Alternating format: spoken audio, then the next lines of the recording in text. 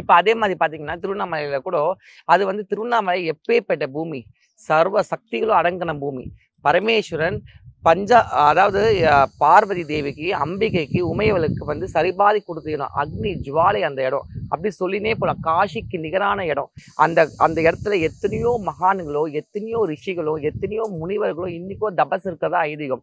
எத்தனையோ பேர் ஜீவசமாதியா இருக்கிறாங்கன்னு ஐதீகம். அப்படி நம்ம சொல்லிக்கினே போலாம்.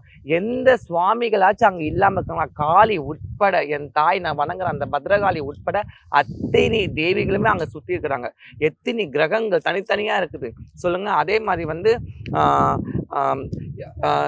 குபேர, அதாவது வந்து லிங்கத்திலே வந்து எத்தனையோ பேர்கள் கொண்ட லிங்கங்கள், குபேர லிங்கமுக்கு, யமலிங்கமுக்கு, அப்படி தனித்தனியா வந்து அந்த சிவாலயத்தை சுத்தி எவ்வளவு இருக்கு. அதாவது எல்லா கோயிலுமே சிவன் வந்து உள்ள வந்து லிங்க வடிவா இருப்பார். ஆனா இங்க இந்த திருவண்ணாமலையில மட்டும்தான் அந்த மலையே லிங்க வடிவா இருக்குது. அப்போ எவ்வளோ ஒரு நம்ம வந்து இந்த பாரத புண்ணிய பூமியில பிறந்ததுக்கு எவ்வளோ ஒரு நல்லது நம்ம.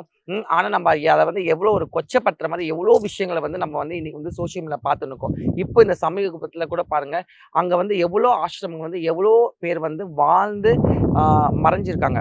இப்போ அந்த நித்யானந்தா வந்தான், அந்த ரஞ்சிதா கூட இருந்து எவ்வளோ ஒரு தப்பாகி அவன் வந்து கடைசியில இந்த பாரத புண்ணிய பூமியில காலே வைக்க முடியாத அளவுக்கு கடவுள் பண்ணிட்டாரு.